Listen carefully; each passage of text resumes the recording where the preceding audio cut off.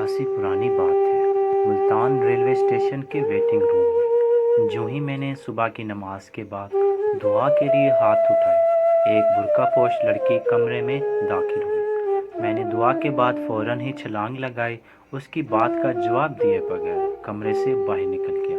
मैं गर्दिश अयाम की वजह से इंतहाई परेशान था। ज़मीन के झगड़े की वजह से मुखालफिन मुझे कत्ल करने पर तुले हुए थे। मैंने दिल में ही ख्याल किया कि शायद उन्होंने मुझे किसी चक्कर में फंसाने के लिए औरत को मेरे पीछे लगा दिया है, क्योंकि रात के 12 बजे साहिवाल से निकलने वाली जिस गाड़ी पे मैं सवार हुआ था, मेरे मुखालफिन भी उसी गाड़ी में सवार होने के लिए स्टेशन पहुंच गए।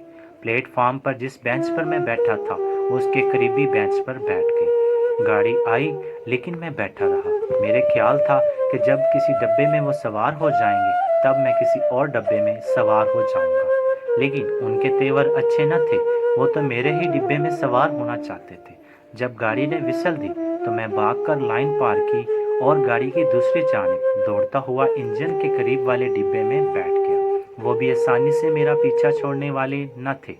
तलाश करते करते जब वो इस डब्बे के करीब पहुंचे तो मैं बैतुल खुआ में चला गया। वो मुझे यहाँ न पाकर किसी और डिब्बे में सवार हो गए।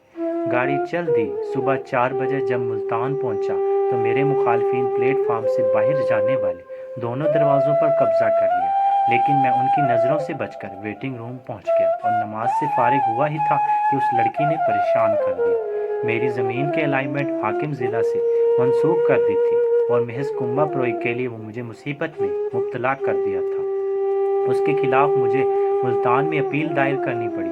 मेरे मुखालफिन मुझे हर कीमत पर अपने रास्ते से हटाना चाहते थे। मैं अकेला था, सिवाय अल्लाह के कोई मेरा पुरसाने हाल न था, सिर्फ वालदीन की दुआएं शामिल थी। इधर मुल्तान में कमिश्नर साहब की अदालत में हज़ारों की तादाद में अपीलें ज़ेर समाअत थी। साले साल तक समाअत की बारी नहीं आती थी। मैं तरीक लेने के लिए मुल्तान गया था। वो भी लड़की इसी तरह ज़मीन के अलाइनमेंट के चक्कर में अपने मुखालफिन के हाथों बुरी तरह परेशान थी और मुझसे कमिश्नर के दफ्तर का पता पूछने और रहनुमाई हासिल करने के लिए अंदर चली आई थी। जब मैं भागकर बाहर निकला तो वो भी घबराकर बाहर आ गई। मैंने पूछा सख्ती से, इस तरह मर्दाना वेटिंग रूम में आने से तुम्हारा क्या मतलब है? उसने नहायत धीमी आवाज़ के साथ इंतहाई इनकसारी से कहा, जी मैं तो आपसे सिर्फ एक बात पूछना चाहती थी। मालूम होता था कि उसके हवास और कुव्वा उसका साथ नहीं दे रहे थे। जब मैंने उसकी ये हालत देखी तो उसको हौसला बढ़ाते हुए कहा, हाँ कहो, क्या कहना चाहती हो? इस पर उसने ज़मीन के अलाइनमेंट की मनसूखी और मुखालफिन के जोरों सतम की सारी दास्तान सुना दी। जब मैंने सारी कहानी सुन चुका तो मैंने कहा कि मैं और आप दोनों नाइंसाफ़ी का शिकार हैं। इत्मीनान रखो, अल्लाह के यहाँ देर है अंधेर नहीं। हम कमिश्नर के दफ्तर रवाना हो गए। वहाँ मिसल तलाश करना आसान काम नहीं था। इधर उस लड़की ने जवाब कहा कि मेरी वालदा का आखिरी जेवर भी फरोख्त हो गया, जिसमें से सिर्फ 50 रुपए मेरे पास हैं। इसके बाद हमारे पास खाने के लिए भी कुछ नहीं होगा। मेरी हालत भी कुछ ऐसी ही थी, लेकिन दिल की गवाही देता था कि मुसीबत के दिन टल जाने के वक्त करीब है। हमारी मिसलें मिल गई थी। अब केस की समाअत के लिए वकील की ज़रूरत थी, लेकिन हमारे पास वकील करने के लिए पैसे नहीं थे। इत्तफाक से मेरे केस की समाअत हुई। अफसर मजाज इंतहाई इंसाफ पसंद थे। इन्होंने मेरी एक एक बात को गौर से सुना और फैसला मेरे हक में दे दिया। मुझे इंसाफ हासिल करके खुशी तो हुई, लेकिन साथ ही दूसरी केस की समाअत के ख्याल से मेरा दिल बैठ रहा था। चनाचा दूसरी केस की समाअत शुरू हुई तो मैंने यूं ही केस की वजाहत करना चाहिए। इस पर लड़की के मुखालफिन ने एतराज़ किया कि ये तो ना तो वकील है ना मुद्दई, ये किस हैसियत से बोल रहे हैं?